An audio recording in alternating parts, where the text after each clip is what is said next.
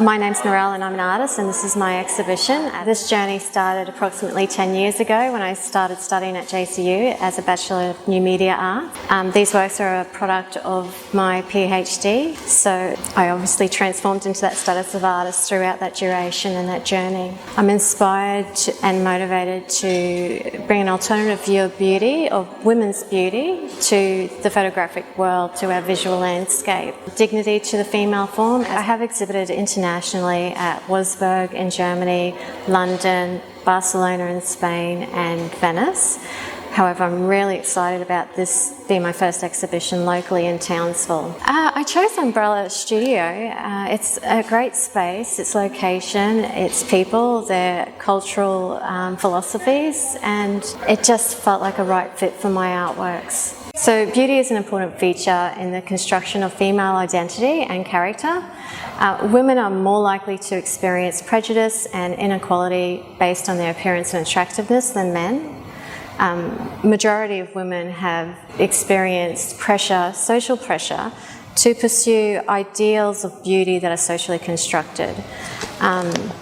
It follows that women believe that by achieving these high standards of beauty that their social worth, value and status increases in what could only be termed a beauty-obsessed society. This is important and significant because this pursuit of beauty relates to body dissatisfaction, body image and self-perception. And we have feminist theorists that have evidenced links between mass media promotions of unrealistic female beauty ideals and negative psychological, social and physical conditions amongst women, such as eating disorders, low self-esteem, body dissatisfaction, body anxiety. So what that tells, it's worth noting that because images are affecting women's well-being and health. So the most tragic impact from this unrealistic social pressure is the sense of body dissatisfaction amongst women. 92% of women between the ages of 15 and 64 worldwide want to alter at least one aspect of their physical appearance. 40% of girls between the ages of 9 and 10 have recorded concerns about their body weight and desire to be thinner. A staggering 90% of girls starting secondary school, high school, have reported altering their physical form to conform to the acceptable social standard of beauty. This requirement for women to alter themselves in order to fit certain molds is evidenced in the rising number of cosmetic surgeries. Women represent 90% of all cosmetic surgeries. I mean, these statistics support unethical capitalisation of female beauty. Images that set these standards of unrealistic ideals of beauty, usually often artificially manipulated images. They typically show the woman as an object, a sexual object, passive, docile. That's important, knowing that, because these unrealistic and narrow ideals of female beauty create unrealistic judgments of the female body and female beauty and shape cultural attitudes towards women. So you can see that I'm interested in beauty, but how it relates to objectification of women. And the most common approach to objectifying women is through the male gaze, objectifying gaze. And that is typically just viewing and seeing women as an object. And there's a plethora of research evidencing, the adverse and negative, oppressive consequences and impacts that has on women. So in order for me to challenge these traditional and contemporary views and images of women, I had to shift the perspective. And this is where it gets a little bit interesting. This is where my research comes in. It's through Aristotle's theory of holomorphism that I can shift the perspective. So holomorphism is when it's a theory about the body, the human being, body and soul. It's different to Descartes' view, which is a very widely accepted and generalised view in society, that the body is separate to the soul, body is separate to the mind.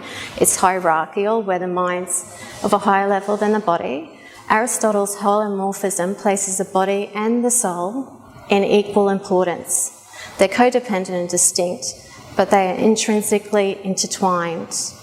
And that's important because using holomorphism as a theory for my artworks, I don't have to dismiss the realities of the female women's bodies. I give importance to both their material and immaterial aspects of self.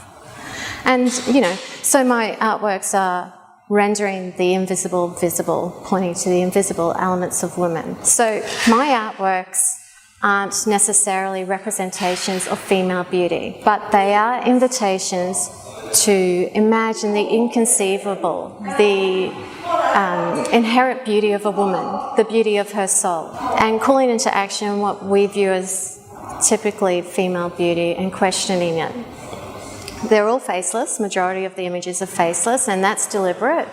That's a way of disrupting and disturbing the male gaze, and it actually limits or even denies personal intimacy with the subject. One theorist, I can't recall her name, but she did actually argue that the face is the point where aesthetics and ethics meet. So the fact that there's a lack of face, I'm calling to question ethics towards the body, the female body, and the ethics behind that and the aesthetics behind that.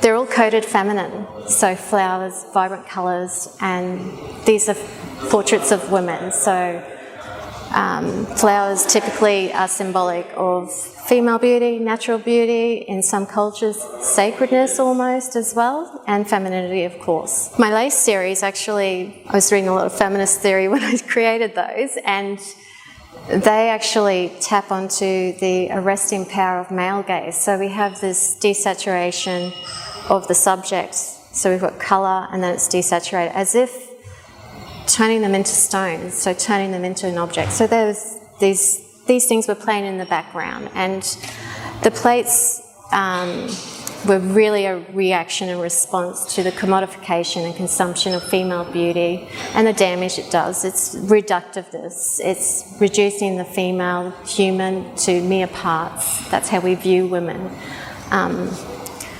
And I needed to add a soul, another layer into that. So then we have these abstract ones where I've added, they're called a touch of soul, where they're added in that soul element. My process, it's in studio, in camera, and post-production's done in Adobe Photoshop, blurring, distorting, and vibrancy. The distortion is really indicative of the fragility of the woman and how much we can distort it and how we view it distorted and not its real form. So there's a lot of layers and a lot of elements to these aesthetic choices I've made. They offer an alternative way of seeing women.